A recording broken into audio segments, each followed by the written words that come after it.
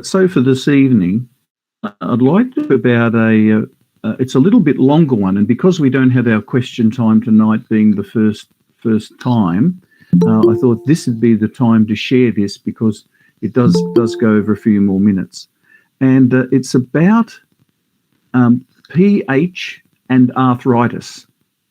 You might think, wow, what's one got to do with the other? So if you're familiar with the pH scale, and not to get too technical, but pH, of course, stands for potential hydrogen.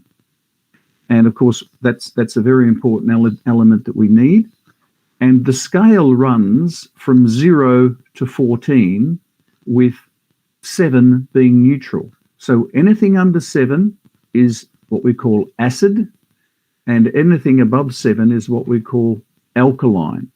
And our body needs to be in an alkaline state for good health, so much so that our blood maintains a pH of 7.36. So it's just on the alkaline scale. And the body is geared to maintain that level of pH in the blood, 7.36, all the time. So if we're doing things in our lifestyle, eating certain things and drinking certain things that cause the body to go into or stay in acid, so that is below 7. And quite often when we do checks, we find that people can be as low as 4.5 or 5.5 in their saliva testing, and it's dangerous. It's not good. We want to be closer, if not in the neutral and plus in the alkaline side. So what happens if the body is maintaining that high level of acid or low on the pH scale under 7? The body will maintain the blood at 7.36, and what it will do, it will go into the areas of the body where we store lots of alkaline material like calcium, magnesium, manganese. Now, these elements, of course, are found in the bones. So as these elements are drawn out of the bones to help the body literally stay alive and maintain that pH, of course, we end up with something called free calcium excess. So the job has been done. Our body's saved us yet again, and we end up with this floating excess. Now, the favourite place for that free calcium excess to lodge is in our joints. And again, a little bit technical, but our joints make up our articulatory system. And that's where the name arthritis, so it's inflammation of the articulatory system, comes from. And so it's nothing more than a poor lifestyle or our body staying in the acid level that causes this thing called arthritis. And so is it reversible? Well, the aim, of course, is to get ourselves into an alkaline state. Fresh foods, salads, fresh juices, high alkaline water. There's lots of things we can do to maintain this, and really it's part of the foundation of health, that we will have much better health, there'll be much more energy, we'll feel better all the time. And so it's worth considering and thinking about. And if you find yourself in that situation, then it's something else you can do is every morning when you have your first intake of fluids, and hopefully it's good water, then you can add some fresh lemon juice. And you say, but wait on, Wayne, isn't that citric acid? But what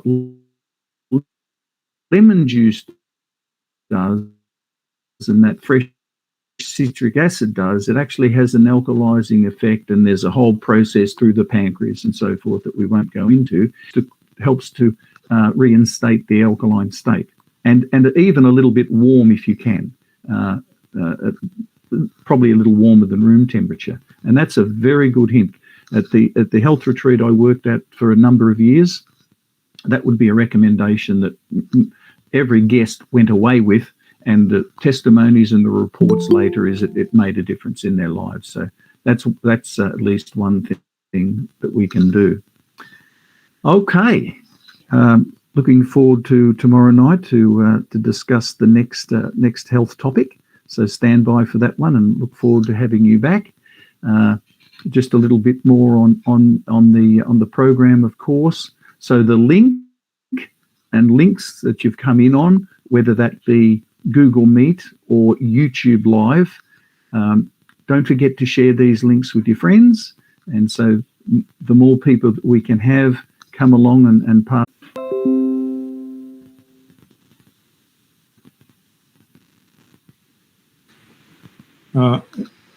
Brother Wayne, I think that the music will come later. It seems like it's not quite queued up yet, so we can move right along with the program. Absolutely. Okay. So go ahead, gentlemen. Looking forward to hearing from you this evening. All right, and good evening, everybody. Thank you for joining. It's really good for us to be here. I'm looking forward to 3 weeks of really interesting discussions about life. Our topic, our theme is Let's Talk Life, and there's so much to talk about life, you know, but tonight we're going to go to the very beginning of life itself. We're going to be looking at where it all began. How did it begin? Because there are different views surrounding this. As a matter of fact, there are two main worldviews about how life began on Earth. And tonight we want to explore both of these views, take a little look at it. We may not go in all the details with all the scientific data and scientific jargon, but we want to look at it from a reasonable perspective to see if we can come to a conclusion about which of these worldviews you want to hold on to. So we're not trying to push anything down anybody's throat. We just want to present the evidence, and then we can form our opinions. So to join me in that discussion are Brother Clive Rochester and David Clayton. And Clive is going to give us, Clive is a person who is deeply in science. He has looked a lot at scientific information, and he has dug deeply into this. And he's going to do what we're going to do. We're going to divide this into about two segments. The first one, we will look at the evidence that is presented for one worldview, and then we look at the evidence presented for the other worldview. Then after that, in the next segment, we will discuss the pros and cons. And I'm going to invite everybody, if you're there, whether you're on YouTube or you're on Google Meet, you're free to put comments in the chat and questions if you have questions. And what we will do is, if there are any questions, we won't take the questions right now, but we will put them on, and tomorrow evening these questions will be read and we'll try to give the answers. But your comments will also be very valuable. So I'm going to invite you, please go right ahead and type your comments in, whether in the Google Meet chat or on YouTube streaming, wherever you are. And we welcome you again from wherever you are in the world joining us. It's really good to be here. So first I'm going to ask Clive to share with us the basic understanding, the basic idea behind the view that we have all evolved, that this whole thing is an evolutionary process and it does not involve any intelligent design. So just tell us as simply as you can. I know it's not always very simple, but as simply as you can, if you can tell us, what does this view propose? Over to you.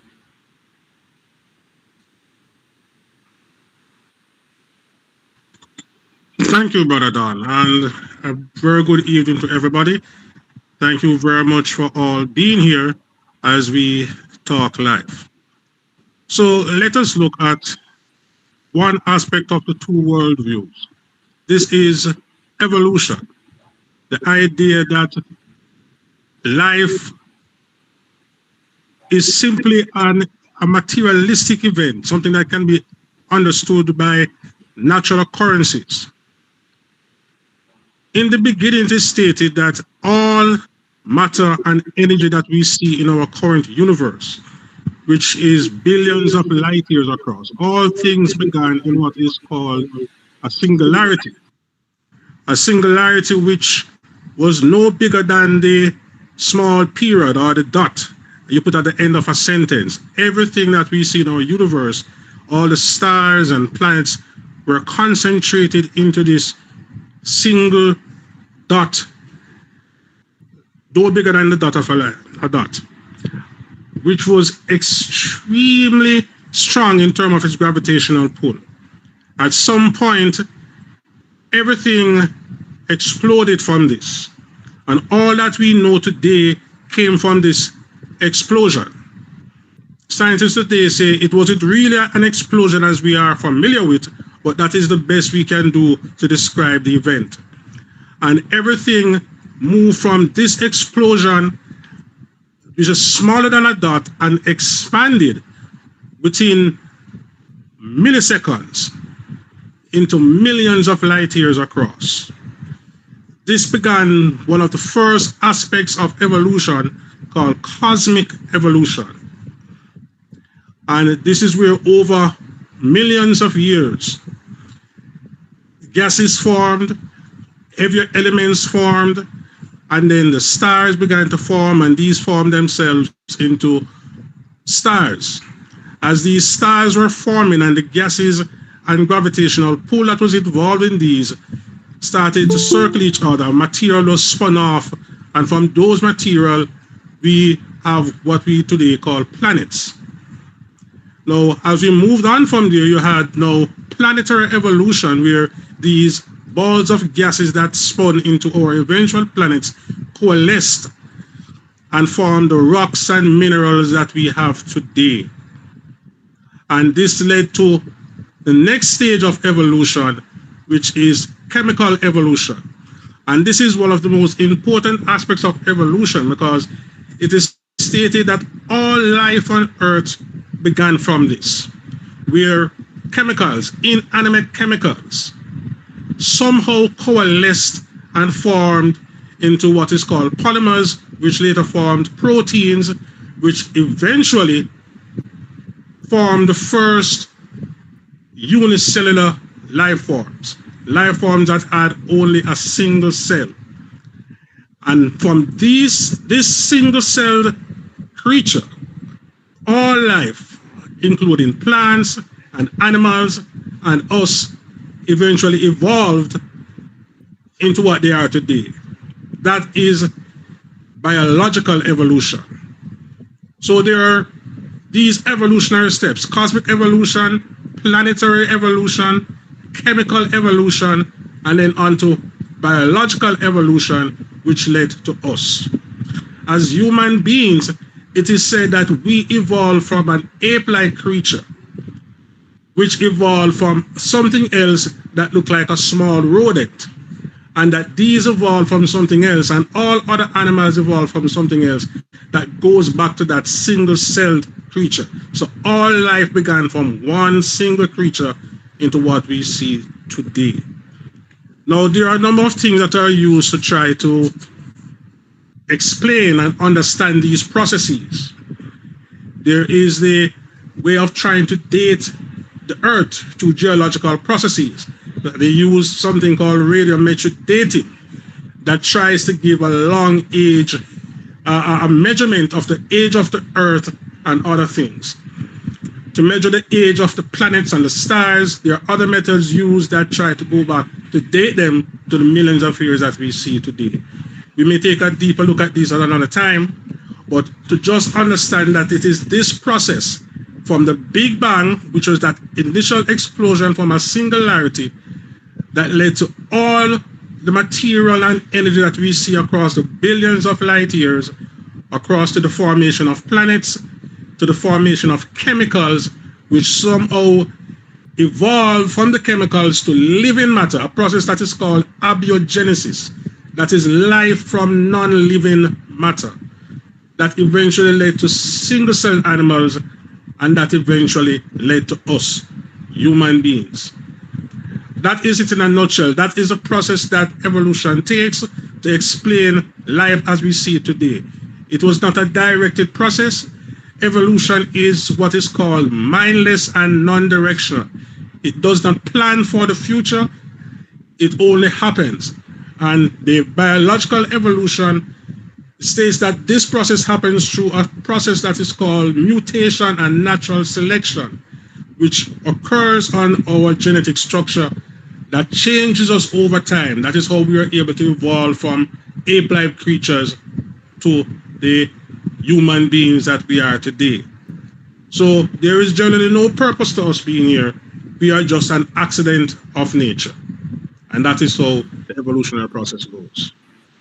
All right, thank you. I don't know how many of you really understood any details about that. I heard some terms there which may not be so familiar to everybody, but at least we get a little idea of what happens. And if you want to hear more, I invite you to just put your question and put your questions in, and we can hear some more on that. But basically, this is telling us how the scientific world, most of the scientific world, views the process by which life came upon the earth. And so we're going to hear now from the other view. David is going to share with us how the other perspective proposes that life came to be upon this earth. So David, over to you.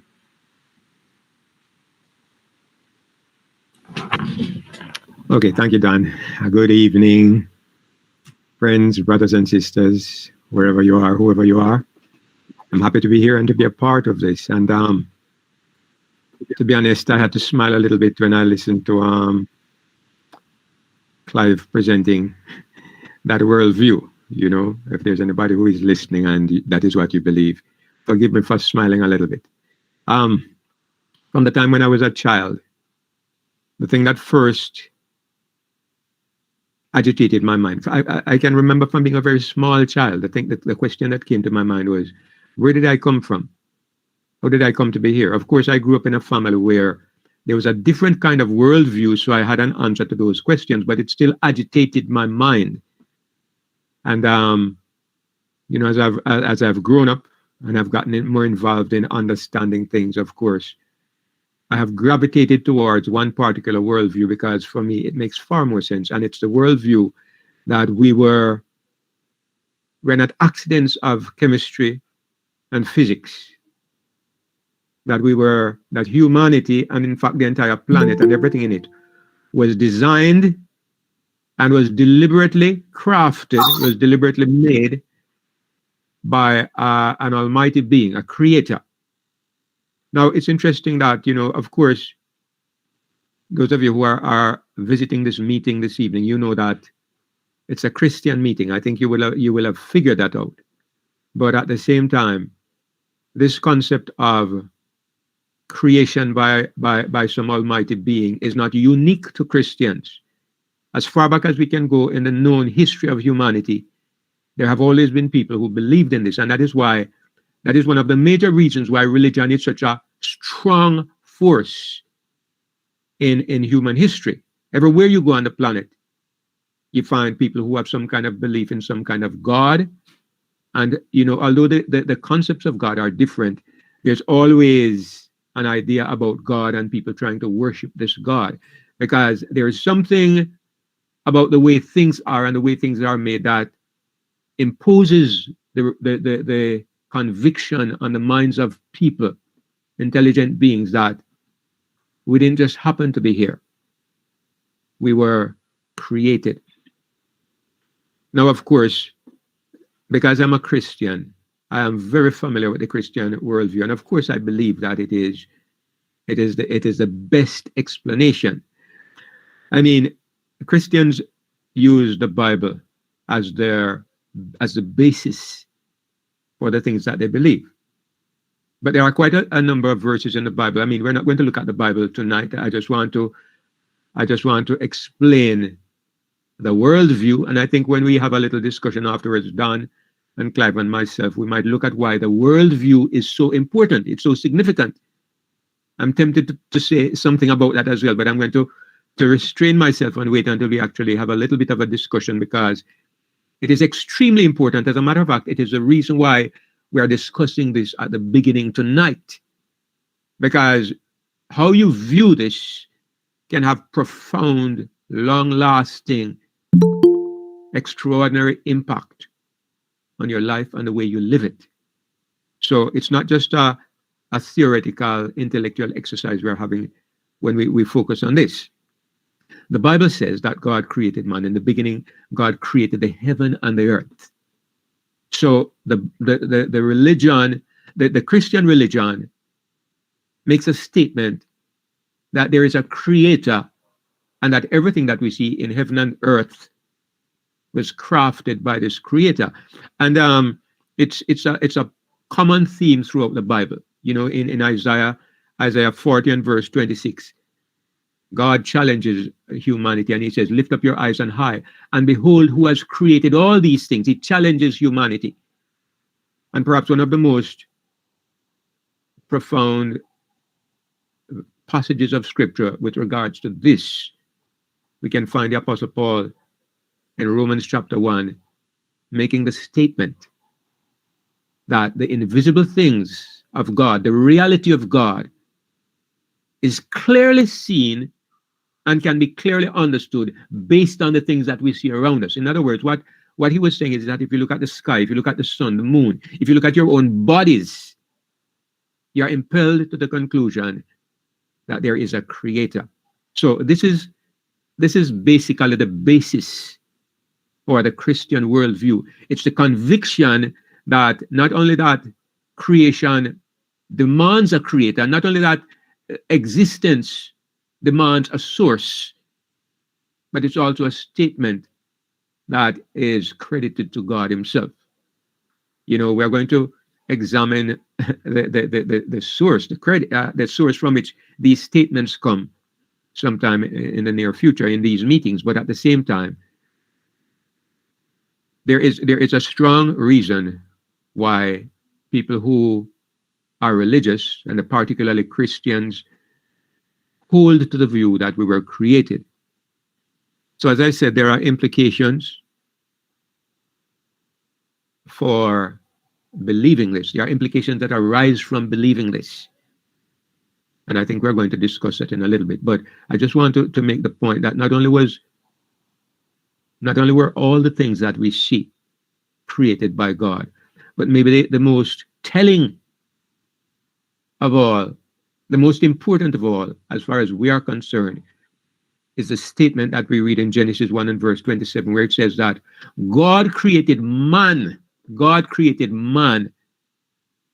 and that man was made in the image of God. In the image of God created he him.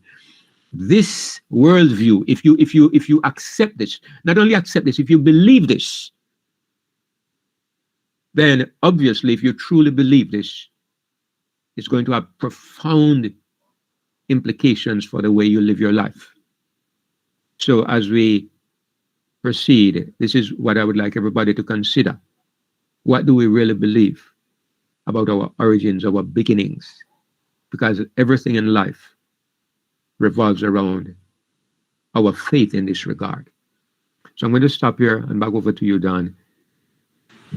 All right, thank you, David. So for those who are listening, you have heard the two ideas, and I suspect that many of you already hold to one point of view, one perspective.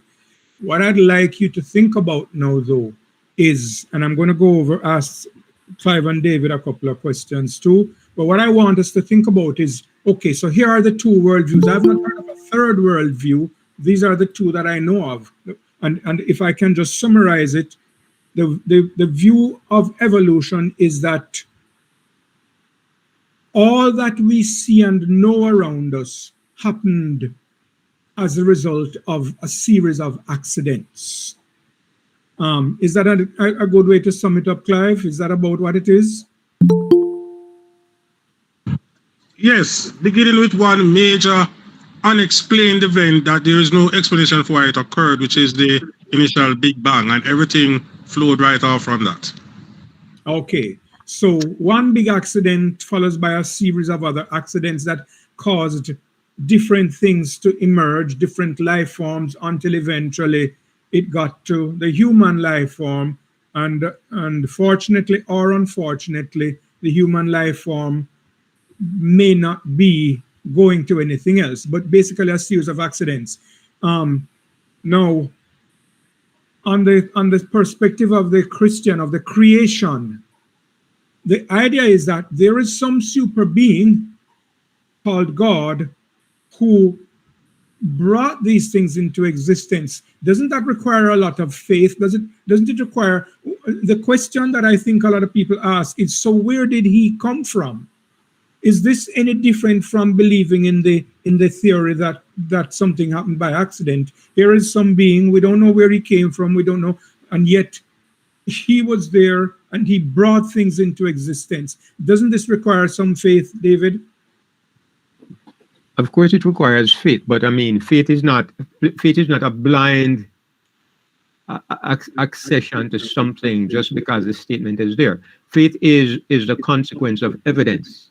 You know, many times people say that faith is a blind, bumbling into something just because somebody says so, which is completely false. Faith is based upon evidence. So of course there's faith. So we ask ourselves the question, what kind of evidence do we have? Mm-hmm. And then we weigh the evidence, and this is the basis of our faith. So of course it takes faith, but the thing is,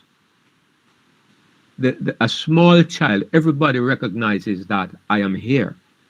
Therefore, there has to be some explanation for why I am here.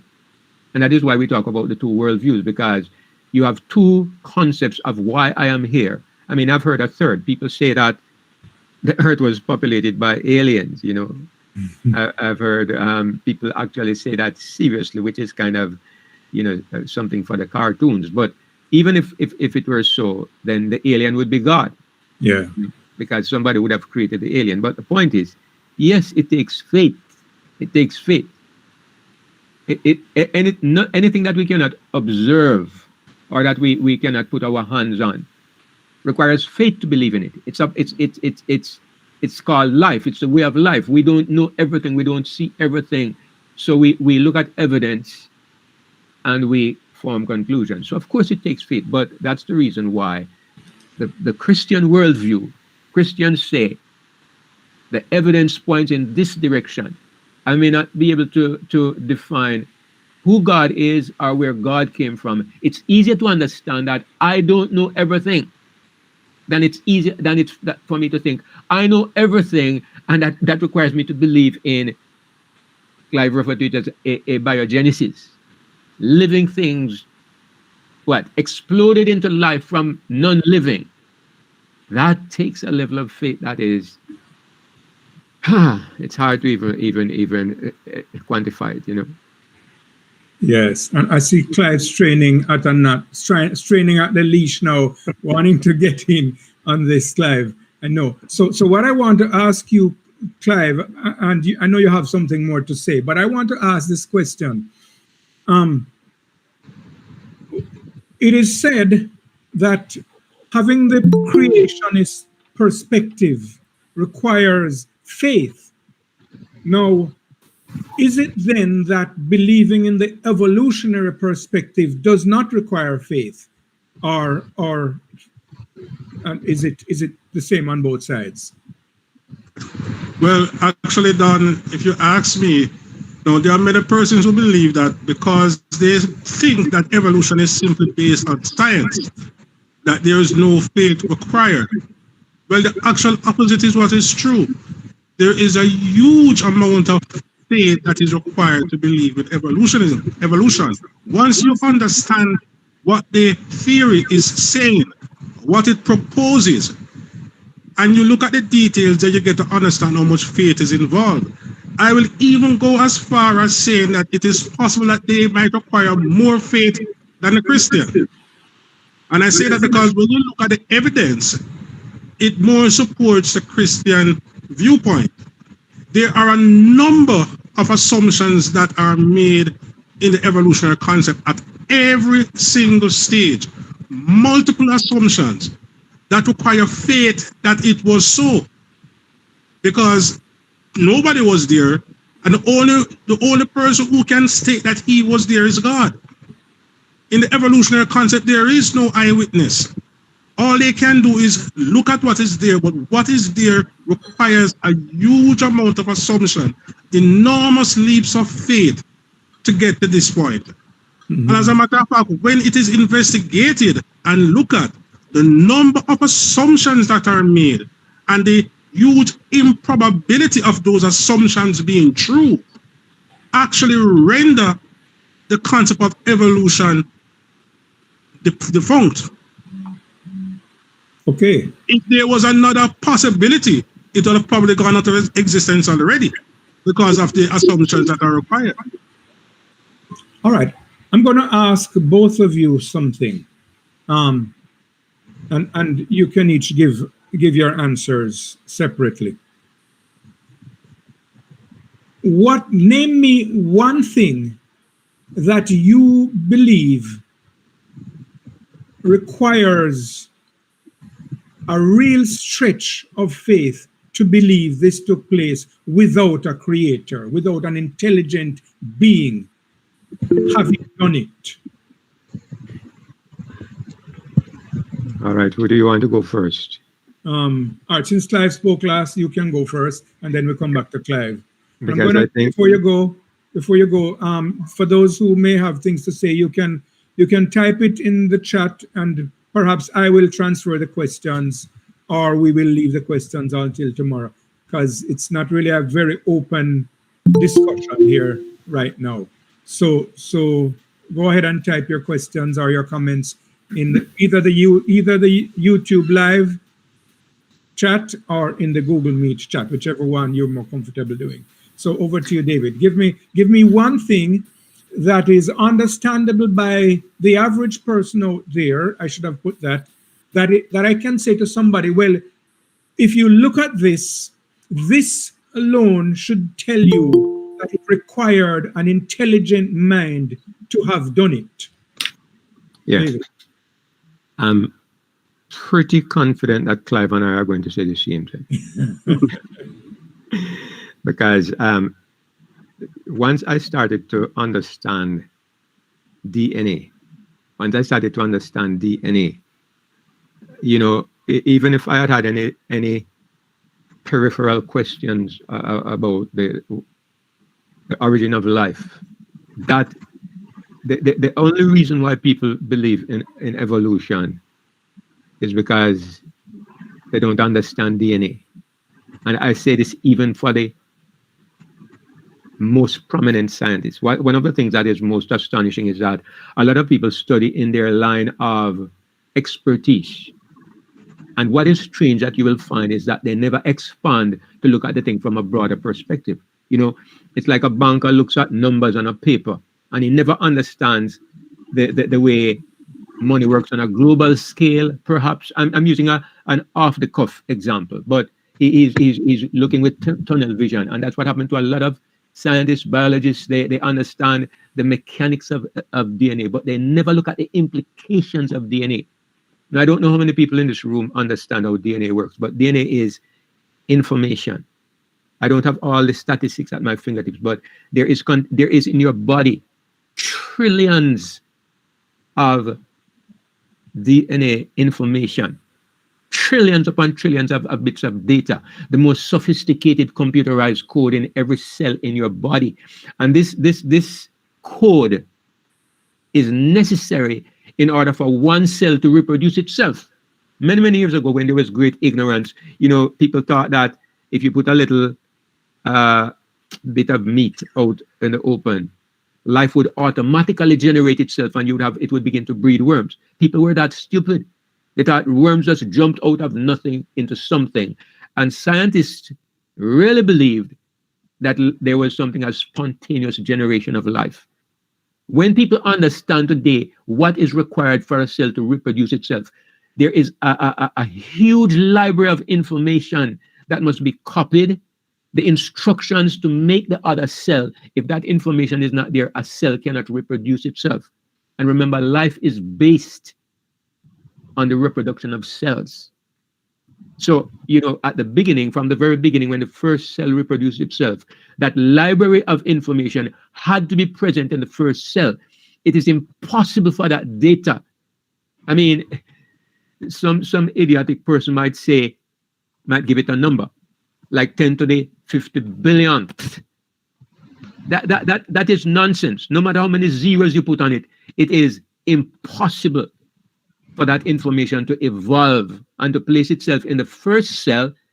The cell would have to survive for those trillions of years for this thing to evolve itself, and then now for it to reproduce itself. The whole process it's ridiculous, and it takes somebody who is completely ignorant to believe it could have happened by chance. Now, I'm using extreme language, and I don't want to use emotion to drive away anybody. But the thing is that once you understand it, it is so silly to think that it could have been by anything other than by design, that you can't help being emotional. So, sorry, Clive, if I stole most of your thunder, but I think that's what All right. Well, Clive, if that's what you were going for, you have to find something else, because we want something else besides DNA. Because if that's all there is, then I guess the other view has a strong perspective. So what else is there that would say to people, listen, there's no way I can accept that what we see around us did not come from an intelligent mind? What else have you got? Well, David is quite correct in saying that we would have headed for the same thing, right?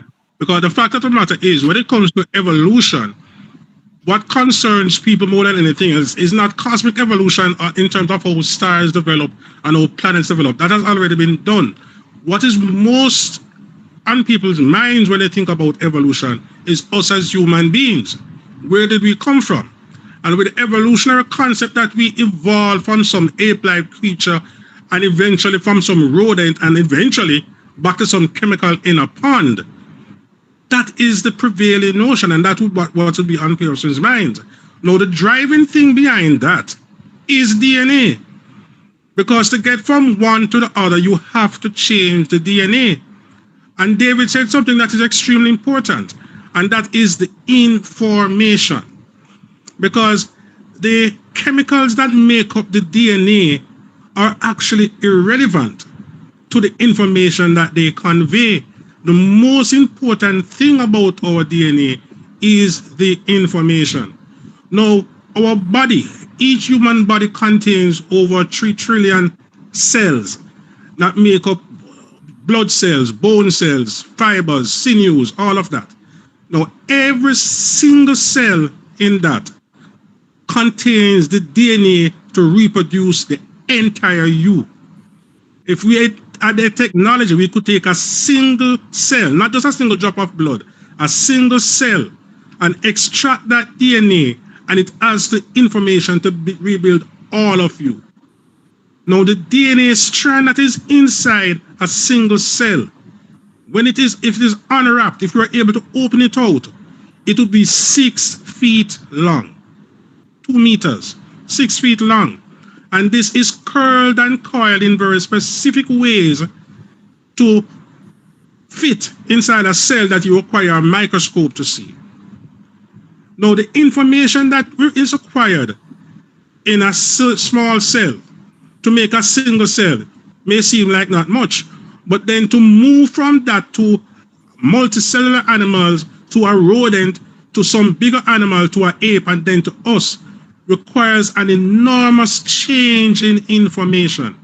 And one of the things that scientists to this very day have not been able to tell us in their concept of evolution is where this information came from. You can do a search of the internet and just research DNA, and they will tell you how the various chemicals formed and what the chemicals are that make up the DNA and where they believe DNA came from. That is the chemicals. What they don't discuss, and you will not find it in terms of its origin, is where did the information come from? And for me, that is the most compelling thing. The most compelling thing that argues against any concept of evolution until you can explain where that information came from. Because it is known among scientists, it is a known fact that information only comes from an intelligent mind. There was never a book written that wrote itself. There was never a computer program developed that developed itself. And yet our human bodies, not just every human body, but every living creature has enough information stored in their DNA that can fill a 500-page book as big as an encyclopedia that would stand stack and stack upon each book that would stretch from here to the moon. That is an enormous amount of information, and scientists cannot tell us where it came from. And that information has to change. There's a lot more detail, but that for me is the overriding thing. How to get the information and how to change it. Because as we look at evolution, animals that they say change from one thing to another. If you were to construct, for instance, a washing machine, and you try to change that washing machine into an oven, can you imagine sticking your bread, your butter, and sticking it into your washing machine and trying to get it to bake? You would have to change the entire information for that machine to get it to operate like an oven. Changing an animal from another thing is even more complicated because every creature is built upon different sets of information. The same codes may be used, but the information to build an ape is totally different from the information needed to build a human being. These are compelling factors. We can look at the fossil record and all that, but the fact is the information. As a matter of fact, there is millions of dollars being spent by the United States government today and governments around the world in a program called SETI, which is the Search for Extraterrestrial Intelligence. And what is it that they're looking for? Some form of radio information coming from anywhere in the universe that contains information that looks like it comes from an intelligent being. And they can recognize any form of information that is sent out by an intelligent being and say this is from intelligent life. And yet our DNA contains the very parameters that are required to determine what is intelligent and what comes from intelligent life. And yet ours is said to be by accident. That is, to me, completely amazing. All right, thank you. You know, I still want to ask for something. Now, DNA, we all hear about DNA. The average person has heard of DNA. Most times you hear of DNA when you want to find out whether or not you're the father of a child or if you're related to somebody else. That's the time when the average person goes to find out about DNA. But is there anything that is simpler that the man on the street that you can say to the man on the street, what about this? Is it possible for this to have happened by chance? You know, not as complex as DNA, something that the average person around can look at and relate to and say, well, you know, like for example, I have a cell phone here, and if somehow I should get lost in space and I ended on an abandoned, a deserted planet, and I saw a cell phone there, or thousands of cell phones, I would not think that these cell phones evolved and just appeared there by chance. My thinking would be that somebody, some intelligent being or beings or minds must have been to this deserted planet before me, and they must have put all these cell phones here, because the cell phones say to me that they can't make themselves. They can't just happen by chance. So I'm saying, is there something else in nature? And I believe there are many things. I just want to pick you a little bit. Is there something else that you could look at around us and say, this simple thing is here. And I think it could never happen by chance. And I know you know a lot of things about nature too. So just one thing from you, Clive, and then back to David. Well, one of the most compelling things that they say about evolution is the ability for one creature to change from another. It is thought in evolution that life came from the sea, and that initially some sort of sea-dwelling creature came out of the sea and learned to walk on land and then evolve into land creatures. That to me is probably one of, outside of DNA, it is still in DNA, still involved to some aspect, but that to me is one of the, and I don't want to be insulted, but one of the most ridiculous things I've ever heard. And I ask you, go to the sea today, stand on the seashore and reel in your fish, any fish. You have some fish that actually have things that look like legs. They're not, but they look like legs. Take one, put your fish on land and wait. And do that. If you're able to stand on the seashore for 1 billion years, and you're able to take out a fish every second for that 1 billion years, I ask you, what is going to happen to that fish? When is it going to evolve the legs to walk? How long would it survive to have offspring that are then able to survive on land? How does that happen? Thank you, Clive. That one is a little more down to earth for me that people can identify with, and a good illustration. Thank you very much. David, you have one? I mean, you have a lot of maybe cliche arguments that people will use, and I suppose both Clive and I, once you understand DNA, you can't go back, because it's the most. It's the most. I mean, as I said, almost everything that you can think of involves DNA, reproduction, even the survival on this planet. But I could just use something simple that is also involved in DNA. But if the most sophisticated machinery that man has been able to make, whether it's computers or airplanes or whatever, the most sophisticated machinery, you get into an accident, and it requires an extensive process of intervention by a third party to repair or to restore it. But I think about this all the time. I mean, as I grow older, I become more sensitive to it. I mean, I cut myself, or I get a wound, and I simply leave it alone. And in a couple of days, you don't know that it was there. The ability of not only the human body, but nature itself. Some years ago, you had the atomic leak in Chernobyl. Yeah, the atomic meltdown. And, the prediction was that it would never be inhabitable again for how many.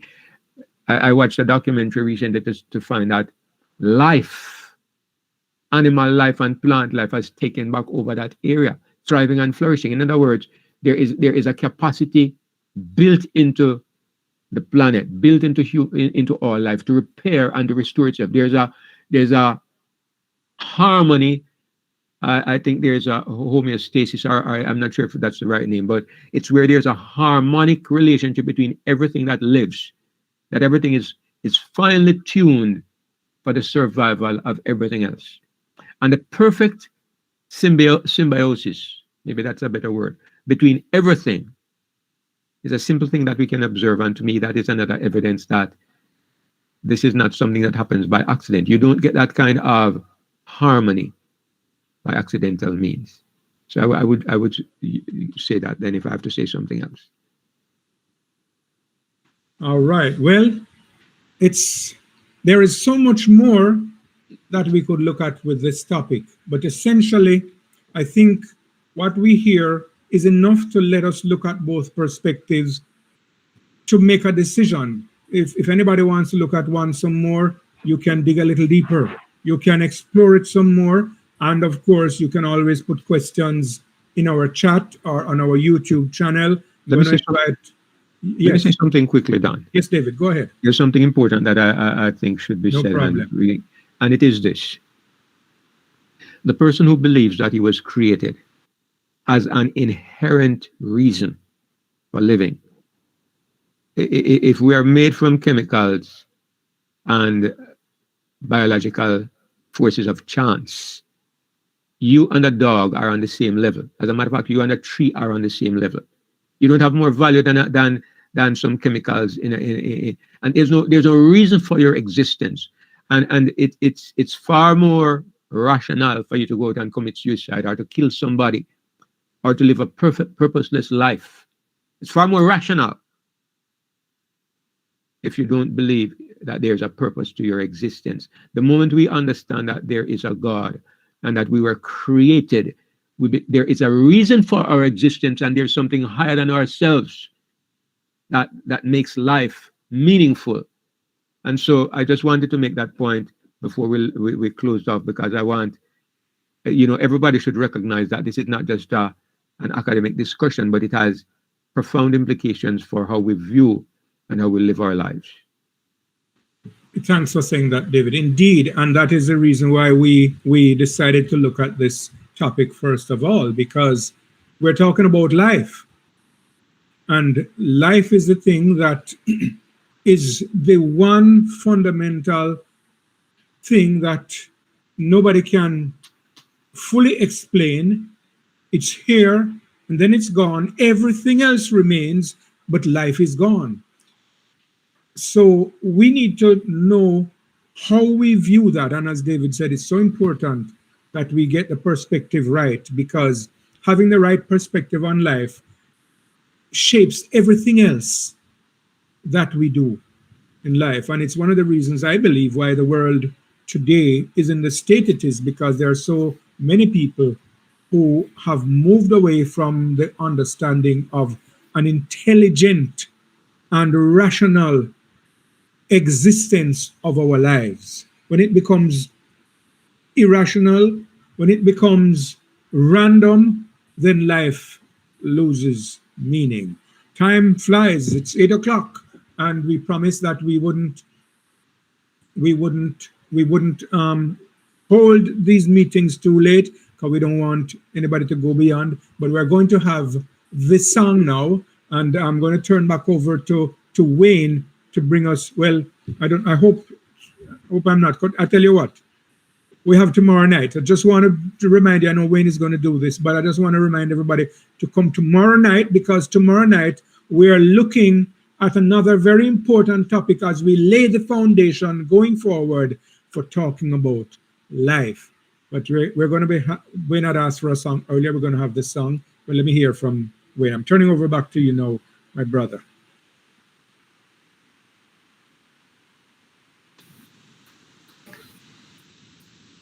Thank you, gentlemen, very much. Very informative, very exciting topic to discuss. And yes, I'm looking forward to tomorrow night's topic as well, which is entitled, Can You Trust That Sauce? And of course, we're not talking about tomato sauce. We're talking about the source of something, where it came from. So can we trust that source?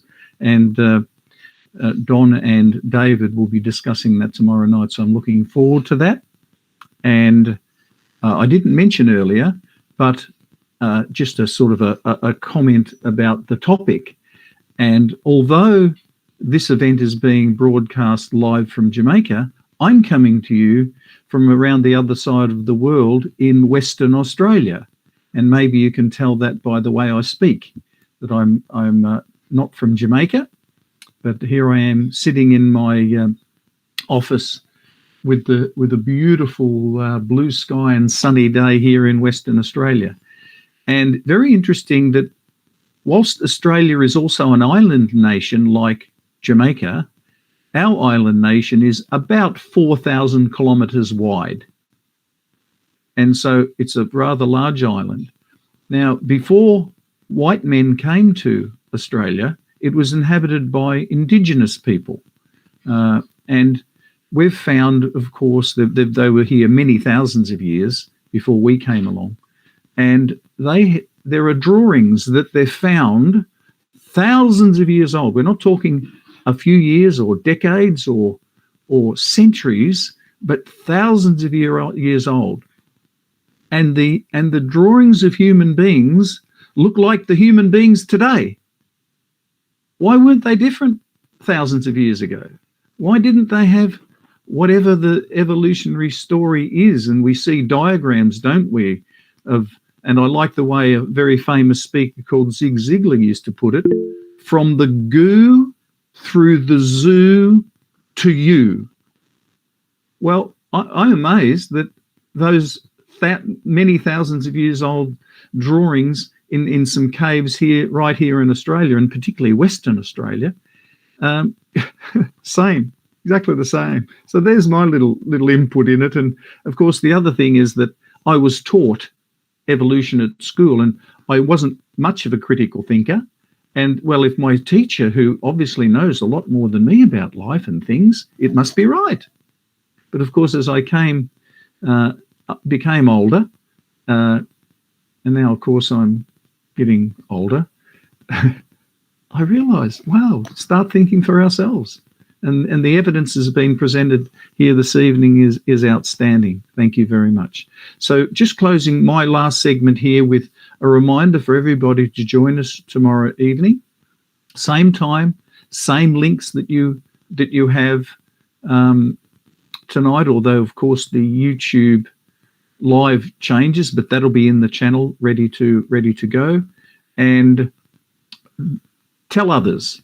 Let's have some more come along tomorrow night. We'd love to see a lot more people. And on my program here, it says that the speaker will say the closing prayer. So I'll hand that back to you, Don, to decide whether you have the music first, then the prayer, or the prayer then closed by the music. So thank you very much for joining us, everybody. Look forward to seeing you along with others here tomorrow night. And handing back to you then, Don. Thank you.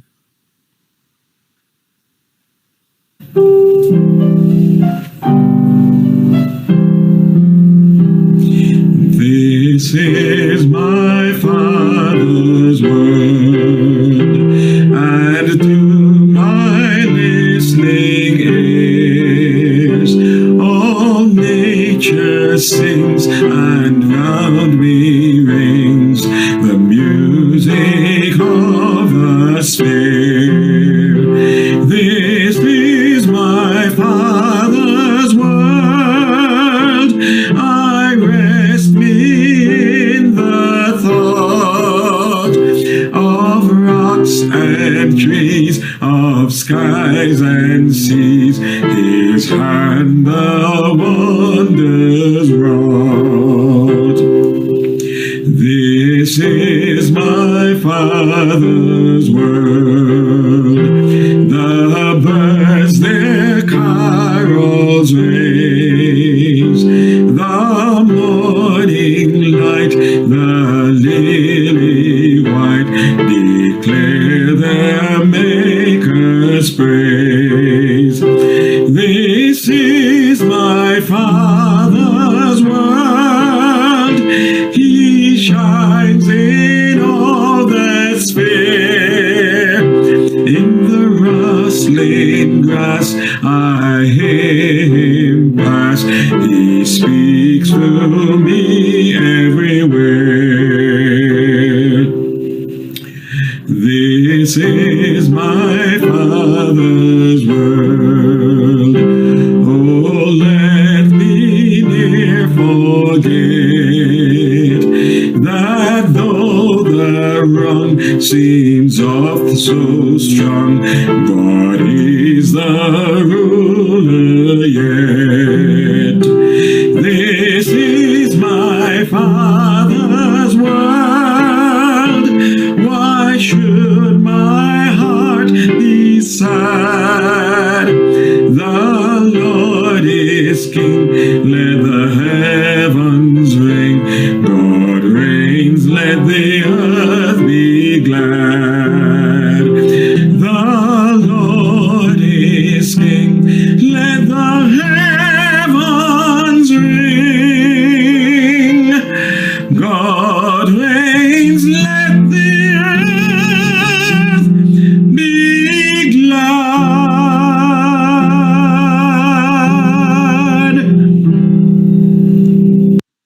Amen. Amen. Amen. Let us pray. Our blessed Lord, what a privilege it is for us to just contemplate life, to contemplate the things that you have placed before us. We thank you for what you have shared with us this evening, that we could look at the two perspectives about life, Lord, and from there to determine where we base our faith. Faith in the possibility of a series of accidents, or faith in the understanding that you, the most intelligent being in the universe, brought everything around us into existence, and you have given us life. Lord, we thank you for the blessings of tonight, and I just want to pray your blessings upon those who are here now and those who are not here but who felt the urge and would like to be here. And I ask you to bring them back tomorrow evening as we continue in our discussions about life. Watch over each household of everyone present here. Bless them, provide for them, Lord. Provide for each household according to your goodness. And keep us in your care and grant us your peace by your Son, Jesus Christ. Amen.